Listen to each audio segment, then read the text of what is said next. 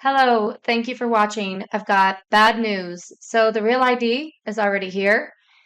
17 countries have implemented it, and 20 of our United States.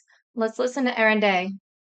Well, just in the past 90 days, 17 countries have signed it into law. And this is the thing. I just did a, excuse me, a few hour podcast on this on the Aaron Day show.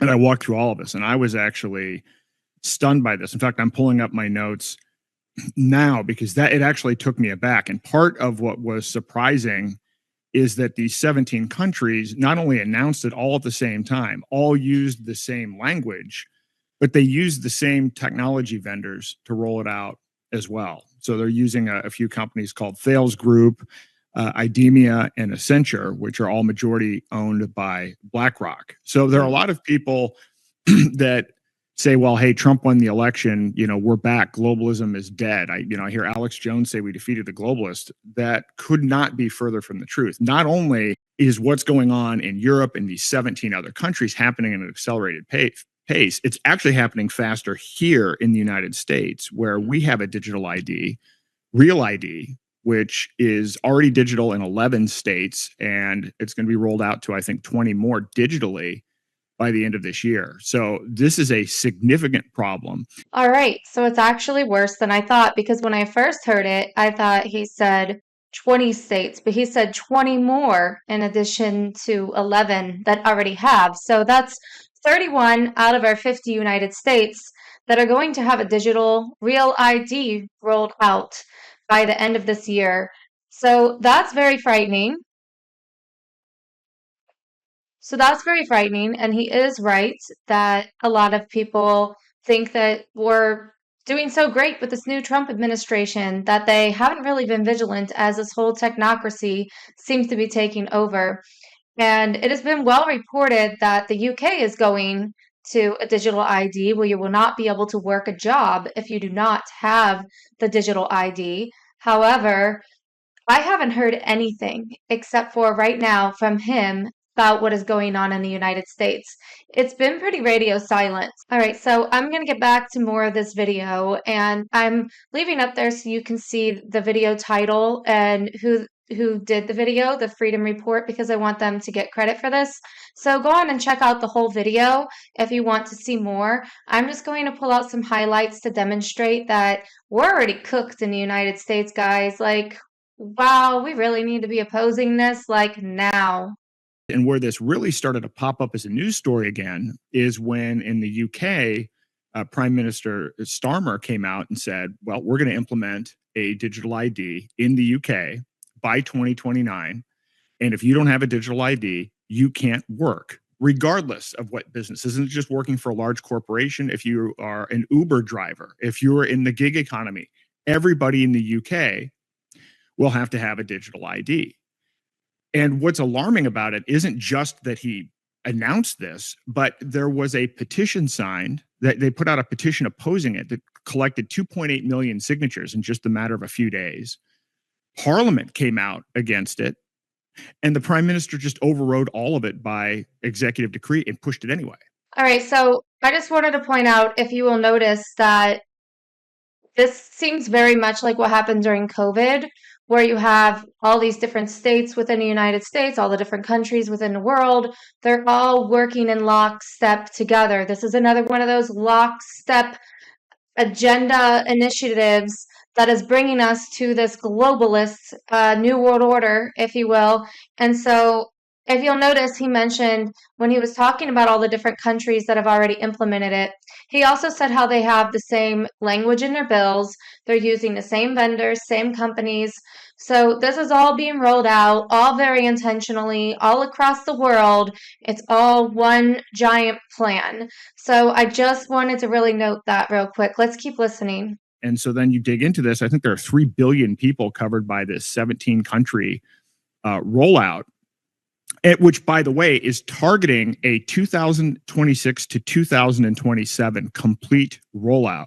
Mm-hmm. So I want to put this into perspective. I would argue that because of what's happened just globally in the last 9 months, what we were worried about is Agenda 2030 is going to happen by 2028. That's a hard truth right there. This has been something that a lot of people have been watching for a very long time, been a lot of warning on, and we've just been kind of thinking that we can just keep looking ahead, watching, waiting for it, and it's being done right under our noses. And he thinks it's going to be done by 2028. And well, with most of these countries working on having it done next year at the beginning of 2026, I guess that seems like a reasonable thing to assume.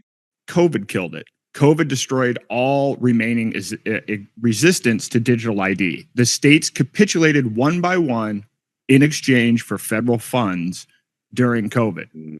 So this is one of those things. I'm arguing that what we're seeing here is a complete technocratic takeover, which is a switch to a system of governance that doesn't take into consideration the Constitution or individual rights or property rights, but where you basically have elites and scientists and engineers making decisions for people from the top down. This is what CBDCs are all about. This is what digital IDs are all about. So when you say, can we stop it? What I'm trying to wake people up to is it's kind of like with the Genius Act, which is a backdoor CBDC. We're actually rolling it in and there's no friction. There's no fighting against it. So there he was saying how there was lots of opposition to the Real ID within the United States for a while, but then the states decided to go along with it during the COVID time because they wanted funding. Apparently, there must have been some kind of tit for tat going on there where the federal government told the states, hey, if you want funding during COVID for your state, then you've got to adopt the Real ID. I do remember for a while that they were saying if you want to fly in an airplane, that you would need to have a Real ID. And then everybody just ignored it and it kept getting pushed back, pushed back, pushed back. And then all of a sudden it's like, no, you need to have it. So that explains a little bit of that. I had wondered what went on there. I just felt like they were never really going to roll it out because I thought that it was just so wildly unpopular that it just wasn't going to come. I was alarmed last time I flew. They were doing biometric scanning of people's faces. I opted out. Um, one time they gave me a big hassle about it, but the other time they were cool about it. But, I was opting out, but nobody else opted out and said, no, you're not scanning my face.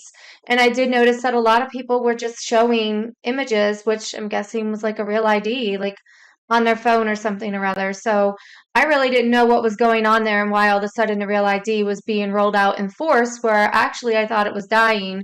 But apparently, as he states, the states wanted money. And so the federal government told him, roll out Real ID or you're not getting your money. So if you were wondering, like me, what happened there, that explains it.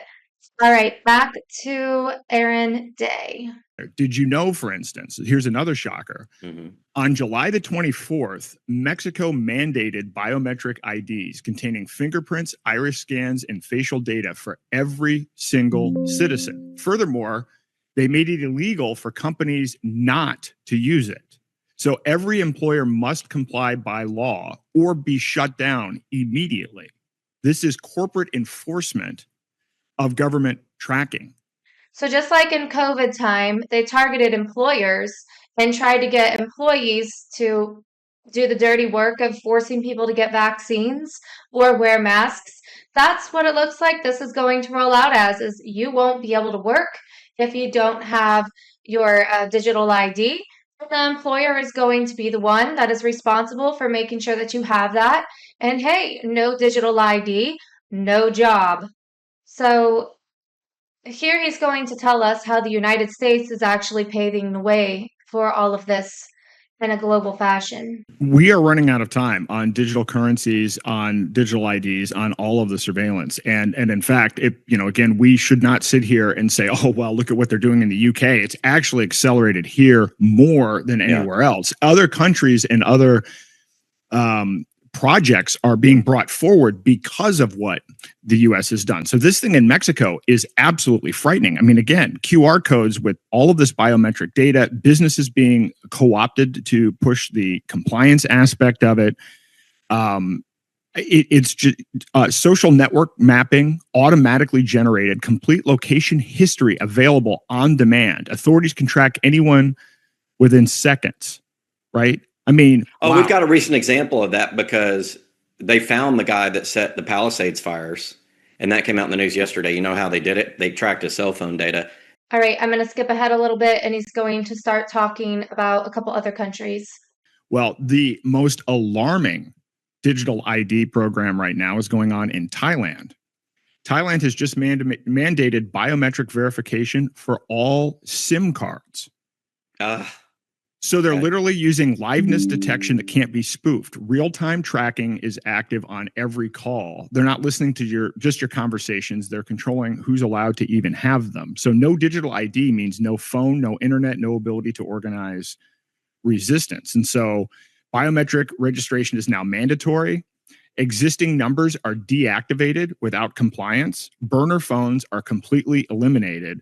And anonymous communication is now impossible. So I want everybody to understand this, because this has tied in now to banking. If you don't have a digital ID, you lose access to your bank account in Thailand. So I learned about that a little while ago, actually, before I learned about what's going on with some of these other things. But if you consider that, okay, well, they're testing that. Well, okay, what happens if they try to roll that out here? So this is a complete communications kill switch that has been implemented now in Thailand through the digital ID tracked and tied to your SIM card. This just brings up another good point, is that for a long time, the people who have been warning about the digital ID have been saying how it could be used to create a social credit score, or make it so you might not be able to buy or sell. Make it so you might not be able to get groceries, or what you do buy is regulated. Make it so that if you criticize the government online, your whole internet gets shut down. Or, we've already seen it in some countries where the police come up to your door. It just can make those sorts of things a lot easier. So,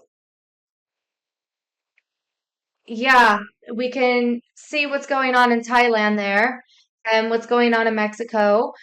Realize that the United States isn't far behind them. So, one last little bit of this video, and then I'm going to wrap it up. Elon Musk is a technocrat. His grandfather was the head of the technocrat party. He has stated publicly that he wants Mars to be a technocracy. And again, this is not applying technology to make things more efficient. This is redefining society where scientists and engineers actually make decisions for people. This is what Musk is producing. What Doge did was connected Palantir to the IRS and other government databases. That information is now going to be tied to real ID, to your digital ID. So what's happened? So if you're sitting there celebrating that we're in the golden age, we have added more surveillance in the last 9 months than in the previous 9 years. So that's will we resist? Yes, but in order to resist, we have to stop cheering on our own slavery. And right now, that's exactly what's going on. All right, so I'm going to leave it right there. Again, if you want to watch the rest of it, it's actually great. At the end of it, Aaron Day gives some solutions to some of these problems and some platforms that he is building himself, along with other things that might be solutions to help us get out of this mess. So I do encourage you to watch it. I don't mean to be all doom and gloom, but we need to pay attention to what's going on. You need to sound the alarm. Tell people, resist the real ID. There are organizations that are fighting against it. You do not have to get it. Resist it. We all need to be in this together. All right. Well, thank you so much for watching. I'm very new to YouTube and Rumble, so I would really appreciate it if you could like my videos and subscribe. It would really help me out a lot. Thank you so much for watching. I hope you found value in this. God bless.